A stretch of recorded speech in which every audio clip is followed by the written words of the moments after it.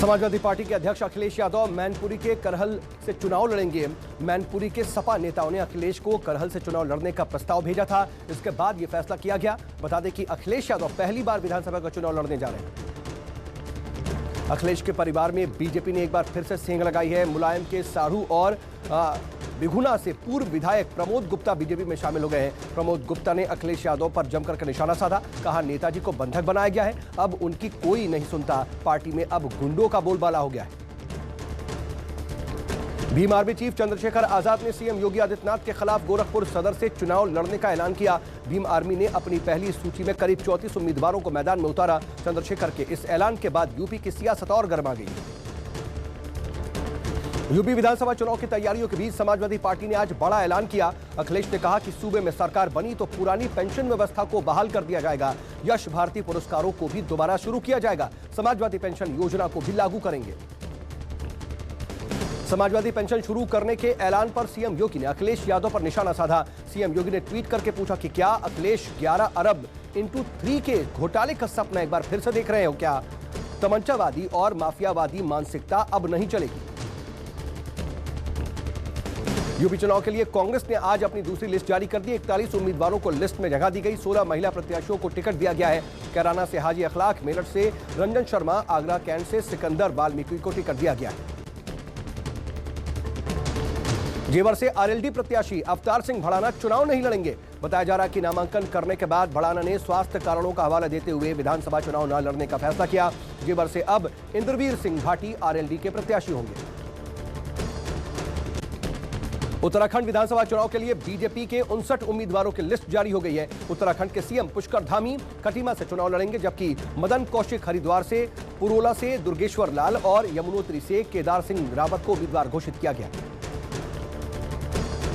गोवा के लिए भी बीजेपी प्रत्याशियों का ऐलान कर दिया गया है। 40 में से 34 सीटों पर उम्मीदवारों के नामों पर मुहर लगा दी गई है। CM Pramod Sawant Sanquelim, deputy CM Manohar Madgaon से चुनाव लड़ेंगे। लिस्ट में 11 ओबीसी, 3 एससी और 1 एसटी उम्मीदवार को टिकट दिया गया है।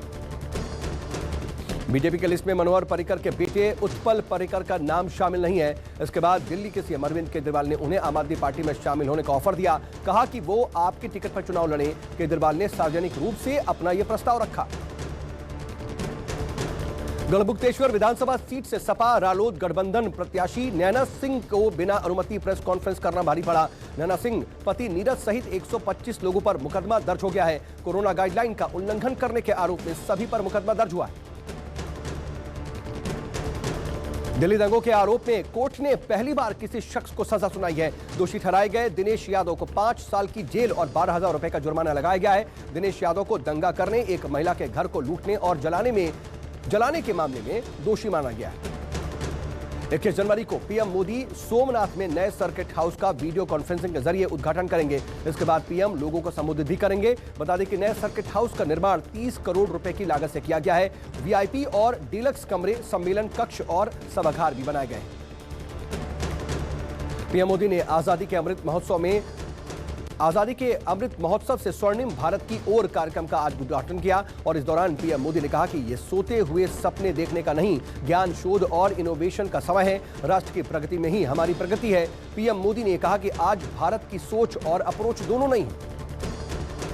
देश में कोरोना रोजाना नए रिकॉर्ड बना रहा है। 24 घंटे में अब 3,17,000 नए मामले सामने आए। इस दौरान 491 मरीजों की मौत हुई और कोरोना पॉजिटिविटी रेट 16.41% पहुंच गया। वहीं ओमिक्रॉन के मामले भी तेजी से बढ़ रहे हैं। 9,287 तक देश में इसके मामले भी पहुंच गए।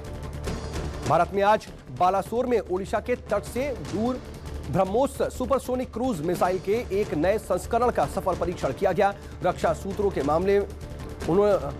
सूत्रों ने मामले की जानकारी देते हुए बताया कि मिसाइल नए तकनीक से पूरी तरह से लैस है और इससे पहले 11 जनवरी को नए वेरिएंट का परीक्षण किया गया था। पाकिस्तान के लाहौर में सीरियल बम ब्लास्ट हुआ है। लाहौर के अनारकली इलाके में हुए विस्फोट में कई लोगों के गंभीर रूप से घायल होने की खबर है। धमाके में एक शख्स की मौत भी हो गई है। मौके पर भारी संख्या में पुलिस बल मौजूद है। घायलों को इलाज के लिए अस्पताल में ले जाया गया।